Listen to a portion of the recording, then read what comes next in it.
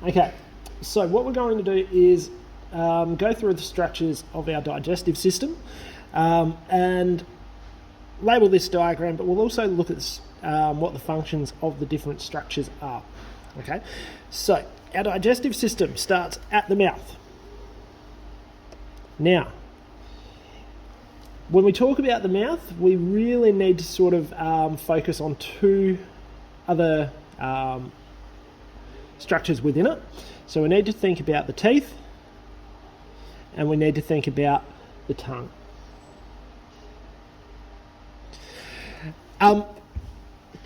You have four types of teeth. You have incisors, canines, premolars and molars. Your incisors are your front teeth. Okay, their role is to bite off small pieces that are small enough to chew. And then your canines are your pointier ones off to the side. Your molars are the ones at the back, as well as your premolars. Basically, we're talking about physical digestion with the teeth. Okay, so it's all about breaking the food up. The tongue does work with the teeth to push the food that you're chewing back into them so that they can break it up further. We also have the saliva glands, or the salivary glands.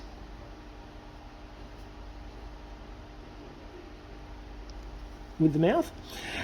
So saliva does a couple of things. It contains an enzyme called amylase, which starts to break down starch, which is a really complex sugar, and it's a long chain, so it needs to start breaking down early on in the process. So it's going to break down starch into glucose. The saliva also makes the food moist, so it's easier to swallow, and the tongue works in conjunction with saliva to form a ball, which is called a bolus, B-O-L-U-S, which is then what we swallow. Okay, so when we swallow, food goes down the esophagus. Okay, so this is the American spelling.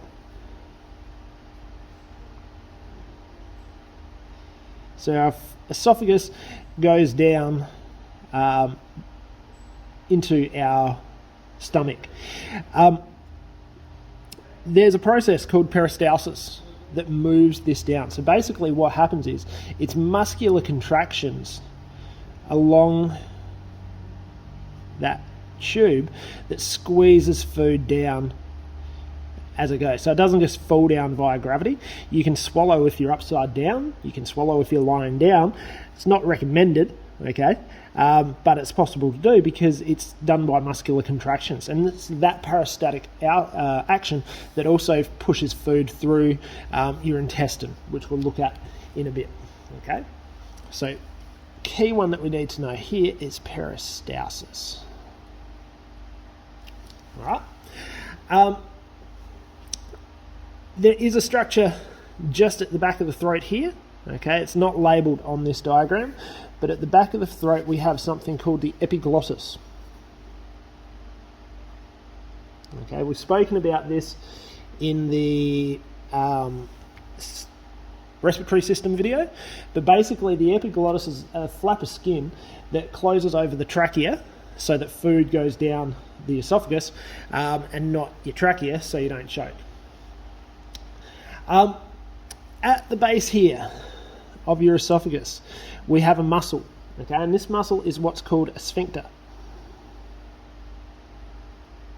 And there are sphincters all through your digestive system.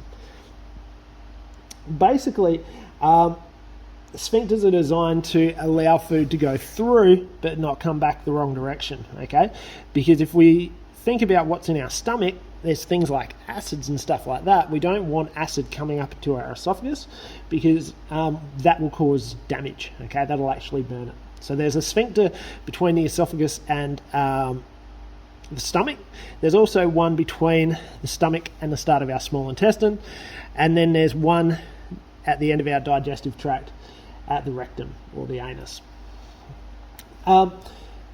Once food gets through that sphincter, it goes into the stomach.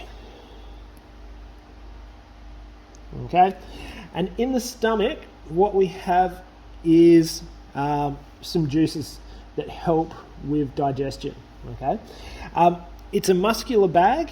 Okay, it's located in your upper abdomen, and it's also the widest part of the digestive system. And on average, an adult stomach can hold 1.5 to 2 litres of food or drink. So they've got a fair bit of volume. It will hold food for about 6 hours. Okay. And in that time, what's happening is the stomach is churning. So it's actually squeezing and contracting and squashing that food up and churning it up with mechanical digestion. It also adds gastric juices to it. So the most common one in there is pepsin, which starts to break down proteins. Okay, so our proteins start to get broken down in here. There is also hydrochloric acid, which is a really strong acid that kills off bacteria. There is mucus within here because we don't want the acid to eat away at the stomach wall. Okay, so there's mucus that lines it to protect it. All right, and like we said, there's that pepsin or the enzyme within here that starts to break down your proteins. It will then travel through this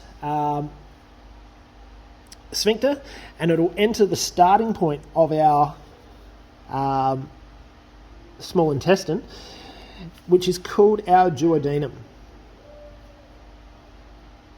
Okay, so our duodenum is the first part of our small intestine.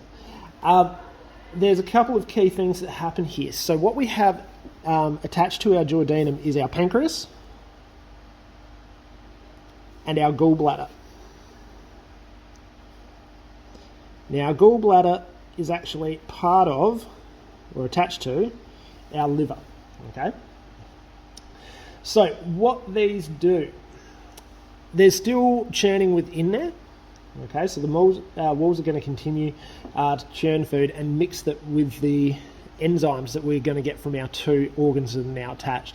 So our pancreas, it's not actually part of the digestive tract, but it's involved in the digestive process. And what it does is it produces what's called pancreatic juice, which help digest carbohydrates, fats, and proteins. So it breaks carbs down into glucose, it breaks fats down into lipids, and it breaks proteins down into what are called amino acids. The liver produces a substance which is called bile, and then that bile gets stored in the gallbladder and gets released into the duodenum.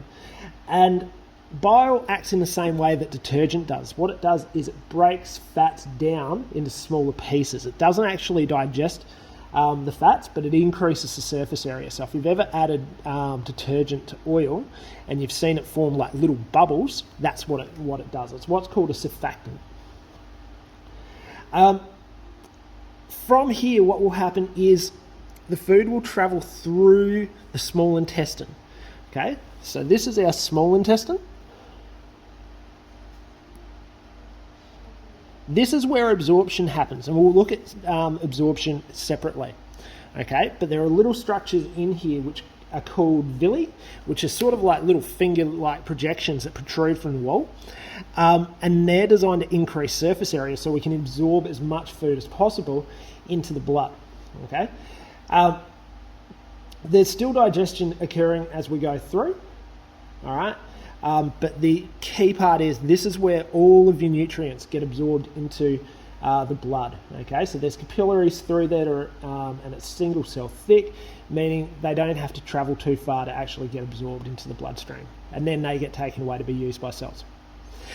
The large intestines, the last section of the digestive tract, it's shorter than the small intestines, so only about 1.5 meters. Your small intestine's actually about 6 meters. Your large intestine is larger in diameter. That's why it's called the large intestine. And what happens here is water gets reabsorbed from the food, and any remaining nutrients like glucose get absorbed into the blood. Basically, from here, anything that's not being absorbed by the body starts to form what's called feces. Okay, so your feces is, let's just label that one, is the leftover stuff that your body isn't actually using from food. About a third of feces is bacteria from the intestine, and these bacteria helped your body actually digest the food, but also they contribute to the smell. Okay. Once we get through the large intestine, then we get to the rectum and the anus. Okay, and that's where the waste products, so where the feces, is expelled from the body.